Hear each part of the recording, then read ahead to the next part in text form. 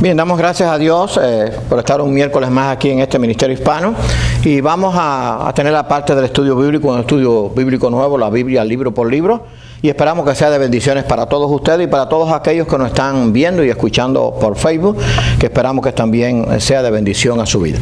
Vamos a tener la lectura bíblica allí en el Salmo 119 y voy a leer allí los versículos del 129 al 133.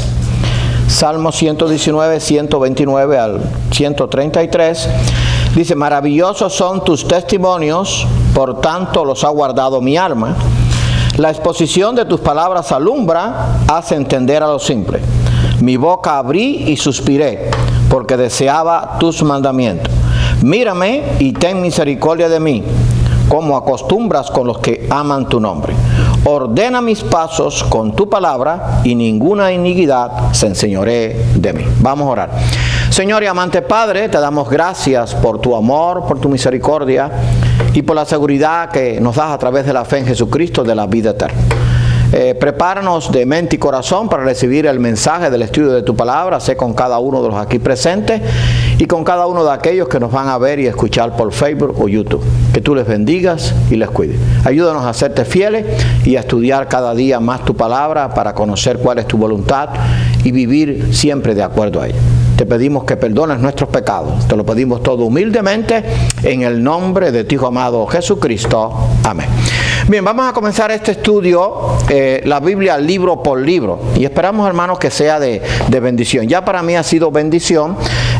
Lo estamos haciendo, algunos diría como a capela.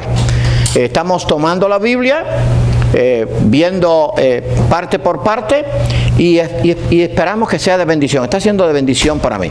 Ahí hay unos versículos, el 16 y el 17, que son el texto clave. Dice, vamos a ver si todos lo podemos leer junto conmigo. Está puesto en pantalla.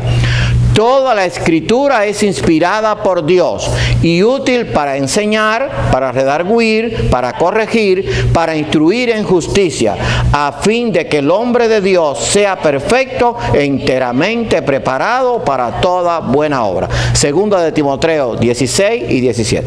Bueno, esto lo escribió el apóstol Pablo a su hijo espiritual Timoteo.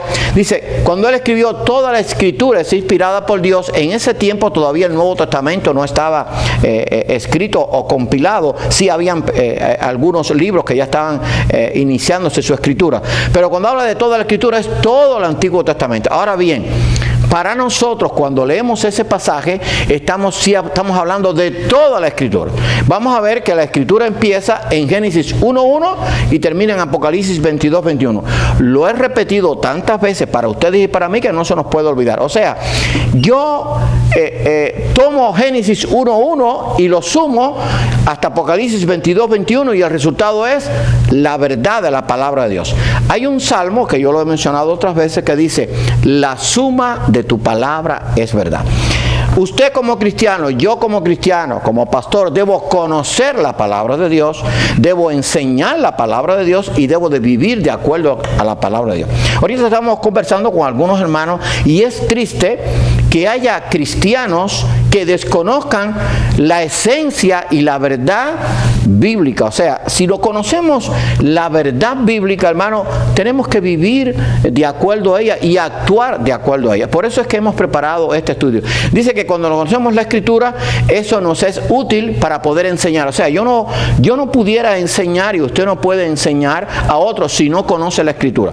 Vamos a ver lo que vamos a tratar y eso nos va a dar una idea general de cada libro de la Biblia. Sirve para enseñar, para redarguir, o sea, para cambiar mi vida, para corregir lo que tenga que corregir en mi vida, o sea, quitar, para instruir en justicia, dice, a fin de que el hombre de Dios sea perfecto, enteramente preparado para toda buena obra. Yo no puedo ser un buen creyente, yo no puedo ser un buen pastor, yo no puedo ser un buen líder si no conozco la palabra. Este es el único libro que tengo que conocerlo, por lo menos tengo que saber qué contiene cada libro, por lo menos de forma general qué contiene la Biblia, porque se supone que es el libro que usamos para predicar. Vamos a considerar en este estudio lo siguiente: quién escribió cada libro y el propósito del mismo. O sea, cada libro Dios usó un instrumento humano. Vamos a ver cuántos fueron. Pero cada libro tiene un propósito. El propósito viene de parte de Dios. Vamos a ver quién es el único autor de la Biblia. Vamos a ver los personajes más prominentes o destacados. O sea, cuando nosotros terminemos este estudio o vayamos avanzando en este estudio, vamos a ir compenetrándonos más con los personajes. Y vamos a ver, y quizás hagamos un tipo de examen, no escrito, pero sí quizás hablado. Por ejemplo, yo les voy a decir, bueno, dime 2 hechos importantes del libro de Génesis. Mencióname 4 personajes importantes que están en Génesis, o que aparecen en Éxodo, o que aparecen, no sé, en cualquier libro. Y los vamos a ir conociendo, porque eso es lo que queremos. Por ejemplo, si yo le digo que Timoteo está allí en el Génesis, usted me va a decir, no, Timoteo no está en Génesis, ni Silas está en Génesis, ni Pablo está en Génesis, ni Filemón, ni ninguno de esos, porque eso tienen que ver con el Nuevo Testamento. Pero sí vamos a ver que podemos conocer a los personajes. Pero no solamente conocerlos, sino conocer su vida. Ahora más adelante, en este estudio, vamos a ver la historia de José. Y esto es un adelanto. La historia de José, más de la 4ª parte del libro de Génesis se dedica a José. ¿Qué clase de hombre? Y vamos a ver todo lo que tuvo que pasar. Ahora vamos a ver los hechos más importantes de cada libro. O sea, qué hechos son los que se destacan más en cada libro, pero no solamente los hechos, sino vamos a ver versículos clave y las enseñanzas. O sea, vamos a ver los hechos más importantes de cada libro, pero qué enseñanza tiene. Porque es bueno conocer todo esto, sí, pero si no tiene una enseñanza para mí, si no me sirve para mejorar mi vida cristiana, entonces es una vanagloria. O sea, yo conozco, por ejemplo, puedo decir, yo conozco mucha Biblia, yo me conozco muchos versículos de memoria. Usted se puede conocer un ejemplo. Yo sé que hay personas que se conocen más. Hay personas que se conocen 100, 200, 300 versículos de memoria. Está bien, pero si no vive conforme a lo que él se aprende de memoria, ¿de qué le sirve, verdad? Hay gente, por ejemplo, una vez allá estando ya en Betel, hubo una escuela bíblica, y unos muchachitos, unos teenagers quizás de 10, 12 años o más, o menos, de 10 años, no eran teenagers, todavía eran niños, dijeron todos los profetas menores, pero así rapidito, sin equivocarse. Eso es bueno, pero tengo que vivir de acuerdo a lo que esos profetas hicieron, cómo vivieron la vida cristiana. Así que todo esto que vamos a ver tiene un propósito, ver las enseñanzas que tiene y cómo puede mejorar mi vida cristiana. La Biblia, esto lo hemos dicho muchas veces, la Biblia tiene 66 libros, pero ¿saben qué? Lo triste es que hay gente que no, hay cristianos que no saben que tiene 66 libros, 39 el Antiguo y 27 el Nuevo, suman 66.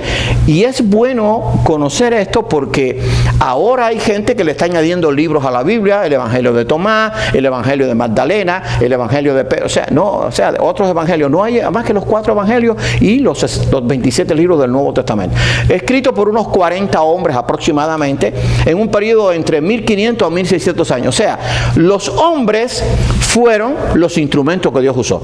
Y comienza en Génesis 1:1 y termina en Apocalipsis 22:21. Conocer eso es bueno, pero yo tengo que conocer aún más, tengo que conocer qué Dios me quiere hablar a través de la palabra de Dios. Así que yo espero que este estudio sea de bendición. Lo más significativo de la Biblia es que tiene un solo autor, y ese autor es Jehová, el Dios único, verdadero y eterno. O sea, hay un solo autor, aunque usó a más de 40 instrumentos. Es el creador y sustentador de todas las cosas. Solo Él puede dar vida eterna, y lo hace a través de su Hijo Jesucristo, quien también es Dios. En Juan 17:3, es bueno, les voy a decir esto, es bueno que en la medida que podamos, nos aprendamos algunos versículos de memoria, porque quizás, no estoy diciendo una profecía, pero que quizás llegue el tiempo en que no tengamos la palabra de Dios a mano. Y entonces, ¿cómo voy a hablar de Cristo o cómo voy a hablar de Dios si no conozco la palabra, por lo menos algún versículo? ¿Qué dice Juan 17:3? Y esta es la vida eterna, que te conozcan a ti, el único Dios verdadero, y a Jesucristo, a quien has enviado. Fíjense, ahí hay un mensaje tremendo. Se da un mensaje de que hay un único Dios verdadero y que la vida eterna solamente se obtiene a través de Cristo. Así que solamente a través de Cristo podemos obtener la vida eterna. Ahora, la evidencia de que la Biblia es la palabra de Dios está en varias cosas, y que las quiero mencionar, pero todo esto es porque es palabra de Dios. En primer lugar, en su perfecta unidad y armonía. O sea, A pesar de que son 66 libros, escritos aproximadamente en unos 1500 a 1600 años, o sea, en épocas diferentes, con costumbres diferentes, por personas diferentes, con ciudades que les rodeaban diferentes. Por ejemplo, cuando Moisés escribió el Pentateuco, pasaron cerca de 1500, o sea, más de 15 siglos para que Juan escribiera el Apocalipsis. Pero el mundo del tiempo de Juan no era el mismo del tiempo de Moisés. Moisés vivió durante el imperio egipcio, cuando los faraones, y Juan vivió bajo el imperio romano y fue desterrado a la isla de Patmos, donde allí le fue revelado el libro de Apocalipsis. Así que una perfecta unidad y armonía. El relato de hechos históricos reales que han sido comprobados. O sea, en la Biblia se mencionan ciudades, se mencionan ríos, se mencionan montes, y usted lo puede verificar por la geografía. Yo no sé si algunos de ustedes tienen el libro del Mormón. Si alguno lo puede tener, verifíquelo después. Y va a ver que ahí se mencionan lugares que no existen. Personajes que no existen. ¿Por qué? Porque no es una palabra de Dios, es una palabra de hombre. Pero una de las cosas que demuestra que la Biblia es la palabra de Dios es que su perfecta unidad y armonía, y el relato de hechos históricos reales que han sido comprobados. Ahora, una completa precisión profética. O sea, vamos a ver en este estudio, todo lo que Dios ha dicho se ha cumplido al pie de la letra y en los más mínimos detalles, todos. O sea, no hay nada que Dios diga que no se cumpla.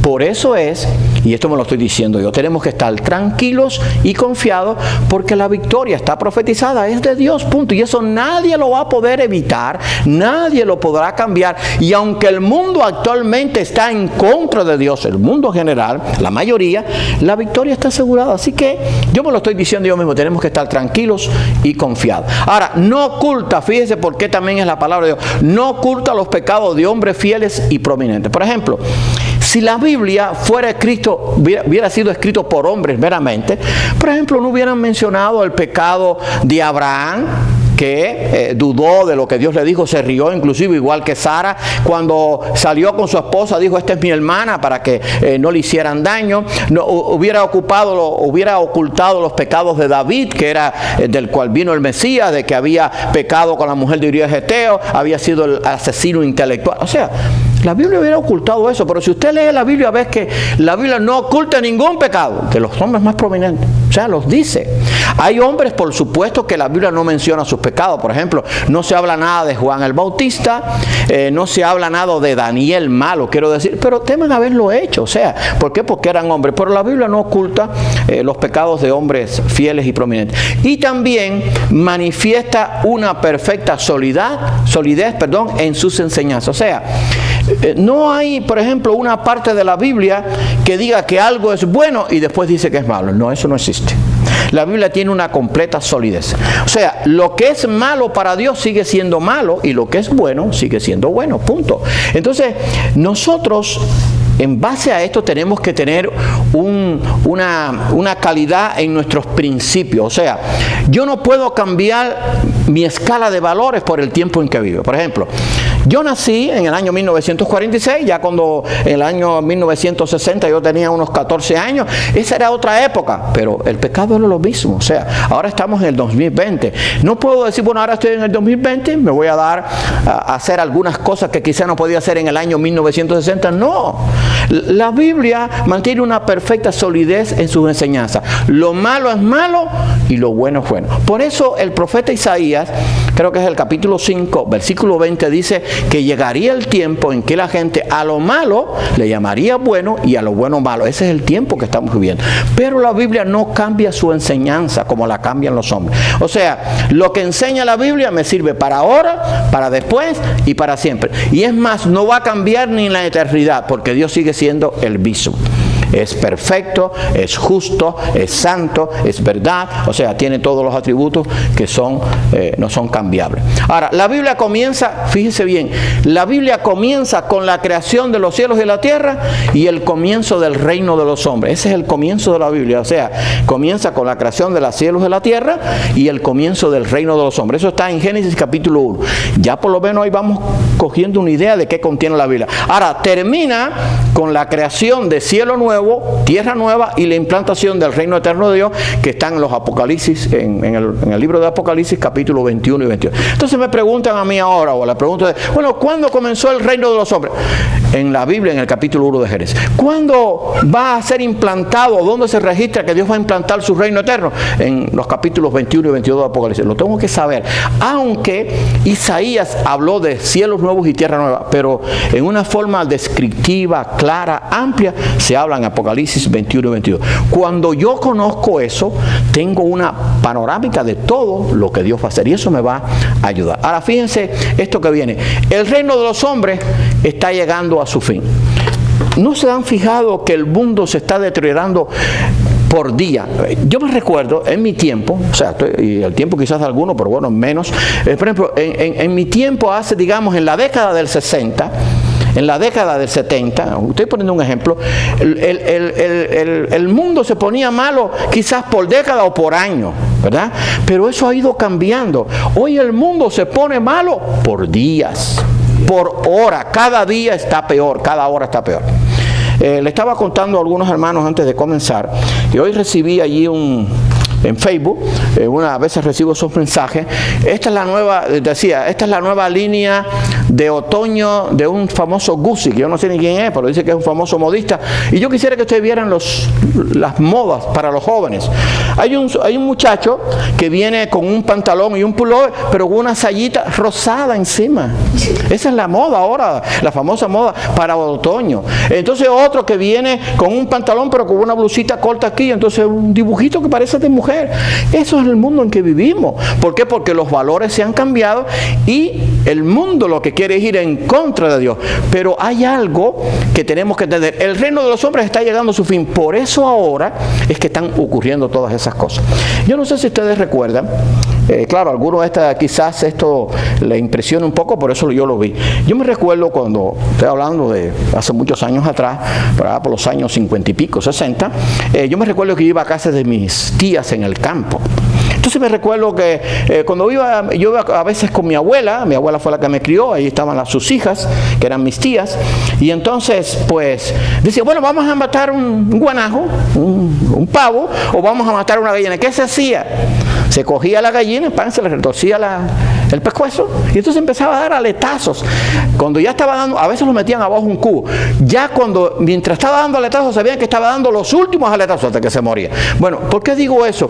Porque el reino de los hombres está llegando a su fin con los últimos aletazos. Entonces, ¿qué tenemos que decir? Bueno, Señor, permite que yo pueda permanecer firme, porque el diablo sabe que le queda poco tiempo y va a hacer todo el esfuerzo que pueda por destruir a los hijos de Dios. Claro que no va a poder, pero el reino de los hombres está llegando a su fin. Ahora, si me fijo en eso nada más, no voy a sentir yo, digamos, no me voy a sentir yo,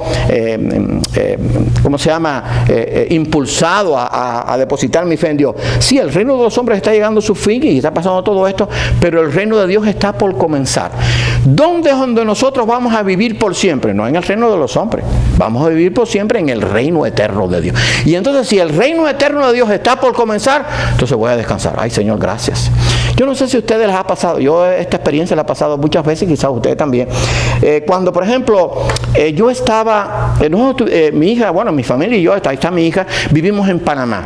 Cuando yo llegué a Panamá, Dios me permitió estar allí de pastor laico, pero yo le dije a ellos, yo estoy de paso, porque es la verdad, mi papá me había reclamado y había invertido mucho dinero, además yo quería estar con mi familia aquí y yo se lo dije de antemano y así me aceptaron como pastor. Pero yo me recuerdo que cada vez que yo compraba algo decía, esto es provisional. ¿Por qué? Porque no íbamos a ir, o sea, estábamos como peregrinos.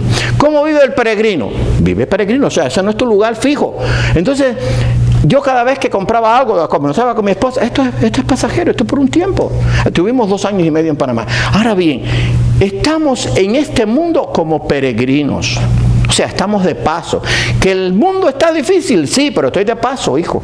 Vamos a suponer que ahora nosotros vamos en un viaje por Estados Unidos y tenemos que parar en una ciudad donde hay mucha delincuencia. Pero usted además que va a estar una noche, entonces su esposa o sus hijos se ponen intranquilos. Oye, tranquilo, por la mañanita nos vamos. O sea, nosotros no vamos a vivir aquí. Esto está malo, pero vamos a seguir. Bueno, hermano, eso es la idea. Nosotros estamos camino a la ciudad celestial, al reino eterno. Aquí estamos de paso. Que hay problemas, problemas y que se van a poner más difíciles. Ok, yo no sé si ustedes vieron la película El Peregrino, es maravillosa. Hicieron una versión nueva, yo la tengo, es maravillosa. Entonces el peregrino va rumbo a la ciudad celestial con sus cargas, pero él va confiado en que va a llegar a la ciudad celestial. Nosotros igual, hoy en día tenemos que pasar mucho, pero vamos al reino eterno. Aquí estamos de paso, estamos como peregrinos. Ahora, tenemos una bendita y gloriosa esperanza. La Biblia no solo debe ser estudiada, sino escudriñada. Juan 5:39, que es ahí está en uno de los evangelios, Cristo le dijo a sus discípulos lo siguiente, Juan 5:39. Escudriñad las Escrituras, escuche bien, porque a vosotros os parece que en ellas tenéis la vida eterna y ellas son las que dan testimonio de mí. Ahora, ¿qué cosa es escudriñar? Escalvar. O sea, escudriñar no es leer, o sea, ahí un capítulo completo, no. Es bueno leer, pero escudriñar es que yo me detenga, que yo analice. Entonces dice que la Biblia debe ser escudriñada y Cristo dijo, porque en ella os parece que tenéis vida eterna. O sea, escudriñar las Escrituras. Entonces, hermano, tristemente yo estoy viendo, se lo digo porque llevo muchos años ya en el camino cristiano, igual que ustedes, veo gente que no escudriña la Biblia y por eso no sabe, que yo no sé qué voy a hacer. ¿Cómo que tú no sabes qué tú vas a hacer? Tú sí sabes qué vas a hacer si tú escudriñas la palabra de Dios. Ya tú sabes lo que debes hacer bueno y lo que debes hacer malo. Tú no puedes tener, como decía Tres Patines, titubios o titubeos. No se puede tener. Usted tiene que saber lo que tiene que hacer. Porque si usted conoce la Biblia, sabe que no puede apoyar ni el pecado, ni lo que va en contra de Dios, ni la homosexualidad, ni el aborto, ni ninguna de esas cosas que el mundo hoy está diciendo. Punto. La Biblia lo dice bien claro. Cuando demos este estudio y lleguemos a Sodoma y Gomorra, vamos a ver qué dice Sodoma y Gomorra. Pero eso es Biblia, no lo puedo quitar de ahí. Algunos se pone bravo. Bueno, ese es tu problema, no el mío. Reúnete con Dios y discute con Él. Pero vamos a ver que cuando Dios creó al hombre, no creó dos mujeres y dos hombres, creó un hombre y una mujer. Eso lo vamos a ver después. Así que tenemos que escudriñar la Biblia. Si yo escudriño la Biblia, yo voy a saber qué voy a hacer. Y hermano, cuando conocemos la Biblia, a ver si lo puedo decir bien, uno puede estar confiado porque está actuando conforme a la voluntad y al deseo de Dios. O sea, no me da miedo. Sí, me vas a amenazar. Amenázame, ¿qué me puedes matar? Yo voy al reino eterno de Dios. Porque entonces, ¿dónde están los líderes de la iglesia? Daniel no fue amenazado, los 3 jóvenes no fueron amenazados, los profetas no fueron amenazados, los apóstoles no fueron amenazados. ¿Cuántos cristianos murieron quemados? ¿Cuántos cristianos murieron en el foso de los leones? ¿Cuántos cristianos murieron aserrados, flagelados? Y hoy en día también, hermano, tenemos que ser firme en lo que creemos y decir, Señor, gracias por tu palabra. Pero para yo poder decir gracias por tu palabra, la tengo que conocer. Por eso es que vamos a hacer este estudio, o estamos haciendo este estudio de la Biblia libro por libro. Vamos a ver el Antiguo Testamento. Comienza allí, por supuesto, con Génesis. Los 5 primeros libros se les llama el Pentateuco, de los libros de la ley. Ya de esto hemos hablado, ustedes lo saben. Y los libros de la ley mencionan y registran la ley que Dios dio al pueblo en el monte Sinaí, que rige las reglas para el sacrificio, la adoración y la vida diaria. A la ley se le llama también Torah. O sea, las leyes de Dios yo no las puedo cambiar. Los principios de Dios no son negociables. Punto. O sea, no me venga con un cuento ahora chino o japonés o lo que sea. Yo no voy a cambiar lo que yo creo, porque eso está establecido por Dios. Porque ahora hay una nueva teología en el mundo, hay unos nuevos conceptos de valores y de principios. No me importa lo que el mundo diga, yo me voy a guiar por lo que Dios dice. Yo voy a hacer como decía Jeremías en su tiempo, volved a las sendas antiguas. ¿Cuáles son las sendas antiguas? Las de Dios, punto. Hoy hay muchas sendas modernas que quieren distorsionar la verdad bíblica, pero usted y yo tenemos que ser firmes. El pueblo de Dios está en la tierra porque es luz del mundo y sal de la tierra. Yo tengo que vivir como luz y como sal. ¿Cómo yo vivo? Guardando los principios que están aquí. Punto. No son negociables. Ahora, allí están todas estas leyes que no pueden ser cambiadas. Ahora, Génesis, vamos a ver allí, Génesis lo escribió Moisés, habla de los comienzos, se escribió en Egipto y Canaán, aproximadamente entre el año 1450 al 1400 a.C. ¿Y para qué? Para demostrar que Dios es soberano y que ama su creación. Ese fue el propósito de Génesis. Vamos a ver el propósito de cada libro en este estudio.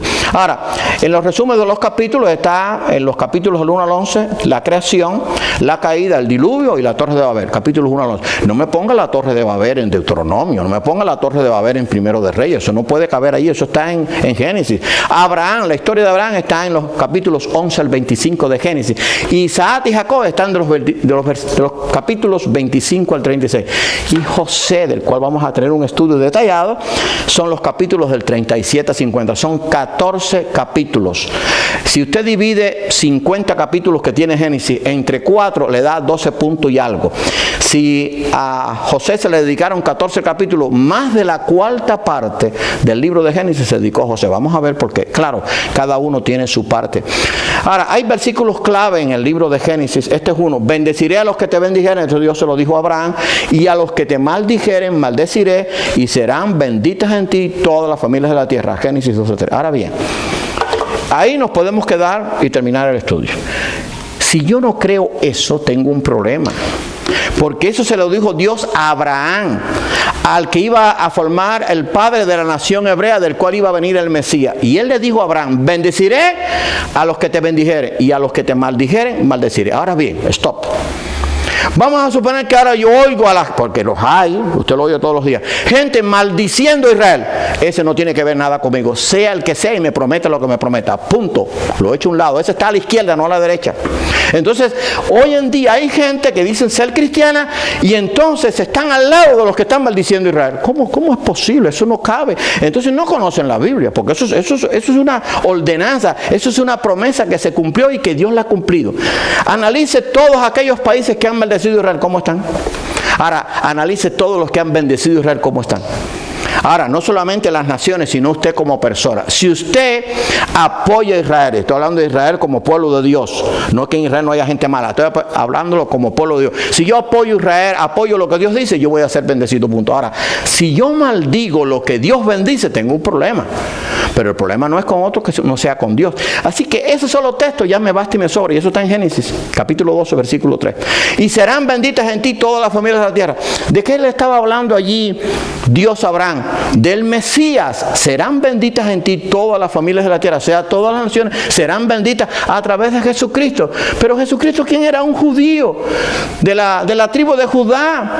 Allí de José y María, el cual fue elegido y que Dios se encarnó. O sea, la tierra iba a ser, o las familias de la tierra iban a ser benditas por la venida del Mesías. Así que con ese versículo, hermano, es tremendo. Así que si ahora usted se topa con X, que maldice a Israel y maldice al pueblo de Dios, usted no tiene que ver nada con eso. Sea que sea, y le proponga lo que le proponga, o plantee lo que plantee, no me interesa. Vamos a suponer que hay alguien ahora que dice: no, yo maldigo a Israel, pero yo te voy a dar un trabajo y te voy a pagar $80 la hora. No me interesa, hijo. Prefiero ganar $3 la hora o no ganar nada, pero no voy a maldecir a Israel.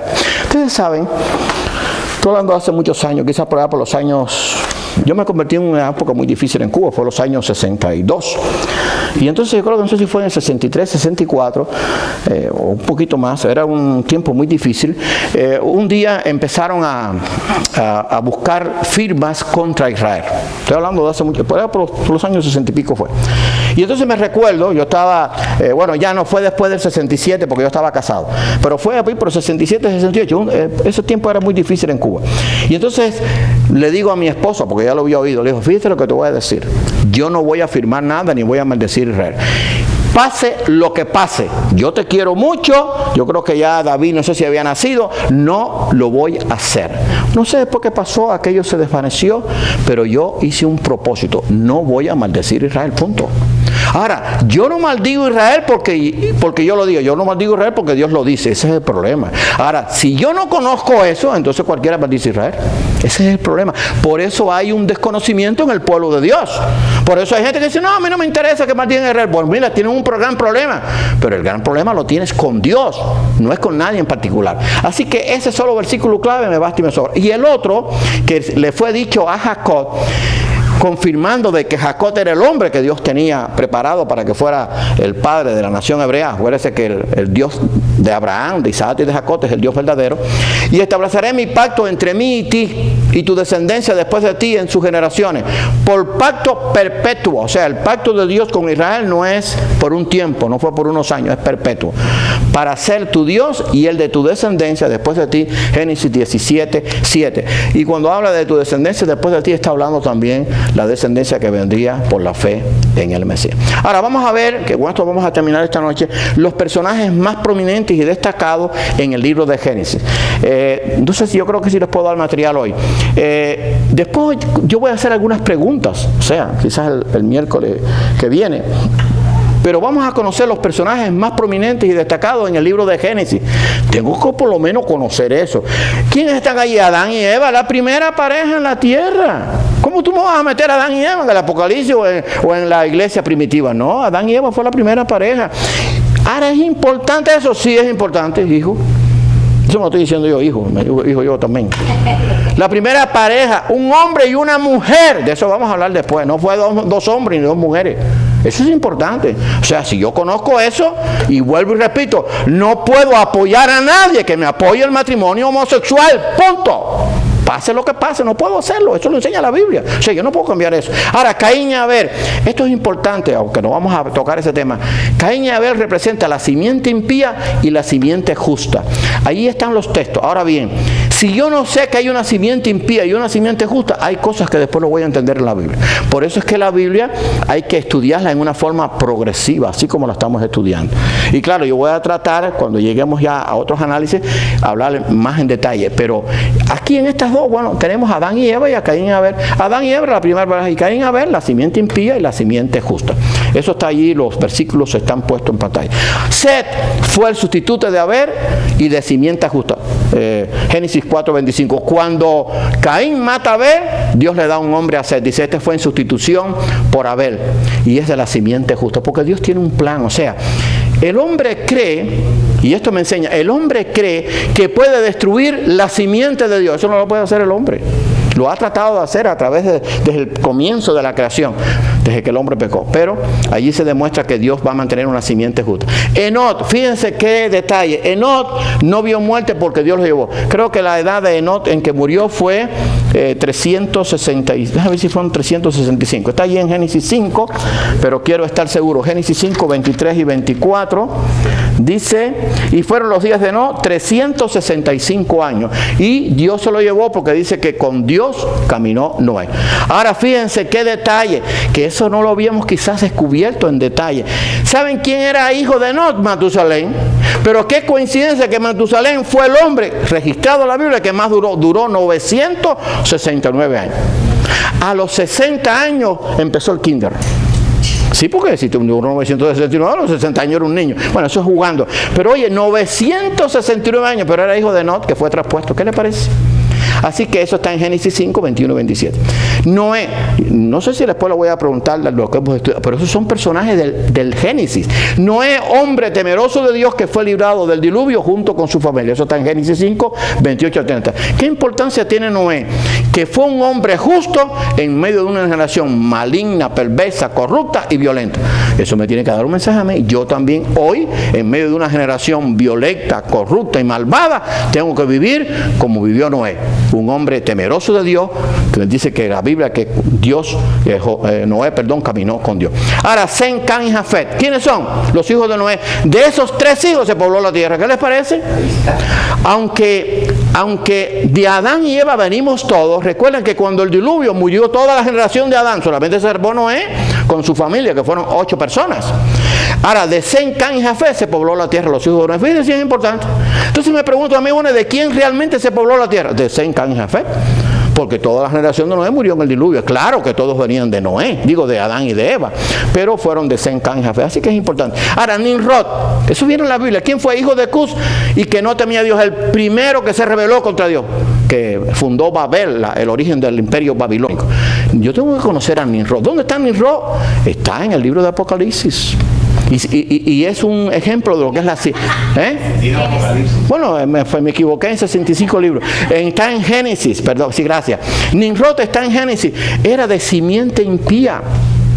porque lo decidió hacer, porque se quiso rebelar contra Dios. Pero eso es importante porque de ahí viene el imperio babilónico que tanto daño hizo hacer a los hijos de Dios, pero que sin embargo Dios lo cambió en victoria. Taré, el padre de Abraham, ¿qué le parece? Taré, el padre de Abraham. Después Abraham, llamado el padre de la fe, está en Génesis 11:27. Eso es bueno que lo conozcamos, son los personajes más destacados del libro de Génesis. Sarai, después Sara, esposa de Abraham. Saben, aunque yo digo que a veces son 9 años, porque acuérdense que cuando Sara tenía 90 años le dice, vas a dar a tener un hijo, y entonces Abraham dijo, yo a hombre de 100 años ha de nacer hijo, y cuando tenía 100 años nació Isaac. Si Sara tenía 90 años cuando se fue anunciado que iba a tener el hijo, así que tuvo el hijo a los 91. Pero bueno, son aproximadamente 10 años, pueden ser 9 o 10 años. Pero Sarai, que después se llamó Sara, la esposa de Abraham, tú puedes conocer eso. ¿Dónde está? En el libro de Génesis. Y fíjense que todos estos personajes, en su mayoría, o la gran mayoría, todos están en Génesis, no aparecen en otro lugar, a no ser mencionados después, por ejemplo, en el libro de Hebreos, que se menciona a Abraham y algunos que se mencionan. Ahora bien, Lot, sobrino de Abraham e hijo de Harán, o sea, era sobrino de Harán, que era hermano del padre del padre de Abraham. Y Lot fue aquel que sabemos que llegó con sus tiendas hasta Sodoma y Gomorra, que de eso vamos a hablar. Ahora Agar y Ismael. Agar, esclava de Abraham, e Ismael, su hijo, que dio origen a las naciones árabes. Yo tengo que saber dónde vienen las naciones. Ahí lo dice, lo explica la Biblia. No lo estoy diciendo yo, hijo mío, lo estoy diciendo Dios en su palabra. Así que yo tengo que conocer eso. Agar y Ismael. Isaac, el hijo de la promesa, no fue Ismael, fue Isaac. Búsquenlo en la Biblia, no me lo crea a mí, crea lo que dice Dios. Génesis 22, 1 al 5. Setura fue la otra mujer después que se le murió su esposa Sara. Después que murió Sara, él tuvo a Setura, de la cual vamos a ver que de ahí descendieron los ismaelitas y madianitas a los cuales José fue vendido. Fíjense cómo las cosas caminan después en la historia. Y Rebeca fue la esposa de Isaac y tuvo a sus hijos Jacob y Esaú.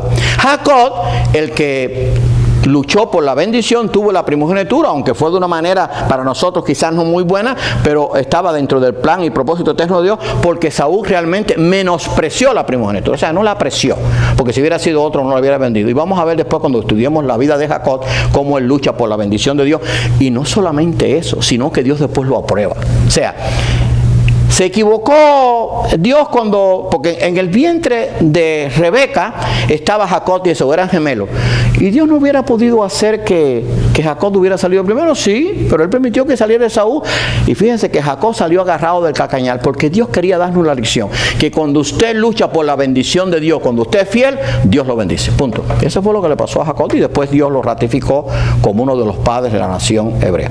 Labán, el padre de Raquel y Lea, ¿se acuerdan? Que Labán fue el que engañó a Jacob. Claro, también Jacob había hecho de la suya, y entonces pues primero le dio a Lea y después tuvo que trabajar por Raquel, pero de Raquel fue la esposa que vino José. José, hijo de Raquel y de Jacob. José, cuando yo veo allí a José, cuando veamos la historia de José, que la vamos a ver en detalle, vamos a ver qué maravilla, y cómo parte de la historia de José se asemeja a parte de la historia de Cristo encarnado, y cómo parte de la historia de José la podemos aplicar a nuestra vida cristiana. Porque si no estudiamos la Biblia así, entonces además que es conocimiento, tengo que ver la enseñanza. Así que José era hijo de Raquel y Jacob. Ahora, los hijos de Jacob, porque acuérdense que de los hijos de Jacob nació la nación de Israel, los cuales dieron origen a la nación de Israel. Hijos de Lea, Rubén, los puse así, los voy a tener en el escrito: Rubén, Simeón, Leví, Judá, Isaacar y Zabulón. Después los voy a hacer un examen. Son total 6. Después vienen los hijos de Raquel, José y Benjamín. Fíjense, los dos fueron de gran importancia, son 2. Los hijos de Bila, sierva de Raquel, Dan y Neftalí, 2. Los hijos de Silpa, sierva de Lea. Acuérdense que en ese tiempo las siervas que se tenían podían ser tomadas como esposas y tenían hijos. Los hijos de Silpa eran Gad y Aser, y 2, en total 12, que nacieron en Padán Aram, y eso dieron origen a la nación de Israel. Así que fueron 12 en total. Y Potifar, oficial del faraón en Egipto, que compró a José como su esclavo y lo puso de mayordomo en su casa. Ahí comenzó la historia de José prácticamente en Egipto, y tengo que conocer quién es Potifar. Y Potifar nada más que lo va a encontrar allí, no sé si después aparece yo creo que aparece también en el libro de Hebreos, no me recuerdo, pero Potifar aparece ahí en el libro de Génesis. Bien, hasta ahí lo dejamos. Así que Potifar, oficial del faraón que compró a José en Egipto como su esclavo. Hermano, cuando yo estudio esto y veo lo que Dios ha hecho, tengo que decir, Señor, gracias porque puedo estar tranquilo porque tú vas a hacer lo que tienes planeado. Vamos a ver cuando demos la historia de José, que levantaron conspiraciones, trataron de matarlo, lo vendieron como esclavo. Pero ¿qué pasó? José estaba en el propósito y en el plan eterno de Dios y llegó a ser gobernador de Egipto. Punto. Lo que Dios tiene allí propuesto en su plan eterno, nadie lo podrá cambiar. Hermanos, oremos para que Dios nos bendiga con este estudio, que esta haya sido la introducción y que podamos entender, Señor, ayúdame a estudiar tu palabra, a escudriñar tu palabra sabiamente. Porque si yo, y esto es lo que yo decía ahorita conversando con hermano, si yo conozco la palabra, yo no voy a cometer el error de apoyar a los malvados, porque no puedo hacerlo, porque la Biblia me dice que es bueno y que es malo, yo no puedo cambiar eso. O sea, un creyente nunca puede apoyar al malvado, tiene que apoyar a aquel que por lo menos aprueba lo que dice la palabra de Dios. No sé si estoy siendo claro, pero yo creo que sí. O sea, yo tengo que conocer la palabra de Dios. Ahora, ¿cómo es posible que yo, conociendo la palabra de Dios, lo que es bueno, apoye lo que es malo? Eso no es posible. Es como hablábamos de la lengua el domingo, de una lengua no pueden salir bendición y maldición. O sea, una fuente no puede dar agua dulce y salada al mismo tiempo. O sea, si yo soy cristiano en todo el término de la palabra, en toda la amplitud de la palabra. Que Dios nos ayude a ser fieles a Dios y a guardar su palabra, porque la conozco y para vivir de acuerdo a ella. Vamos a orar. Señor y amante Padre, te damos gracias por tu amor. Te damos gracias porque hemos podido comenzar este estudio de la Biblia, de tu palabra, libro por libro. Ayúdanos a entender que no solamente es para obtener un conocimiento que es bueno, sino para ver sus enseñanzas, sus promesas, los principios que tiene y para vivir de acuerdo a esos principios y esas enseñanzas. Bendice a cada uno de los aquí presentes. Bendice a aquellos que nos están escuchando y viendo por Facebook. Que aprendamos a estudiar tu palabra con el único propósito de vivir de acuerdo a ella. Gracias porque tenemos una esperanza gloriosa y ayúdanos para en este tiempo de oscuridad podamos vivir como luz del mundo y como sal de la tierra. Gracias por tu amor. Te lo pedimos todo humildemente en el nombre de tu Hijo amado Jesucristo. Amén. Bien, que Dios los bendiga. No sé si hay que hacer alguna pregunta. Bien, vamos a repartir, a ver si me alcanza.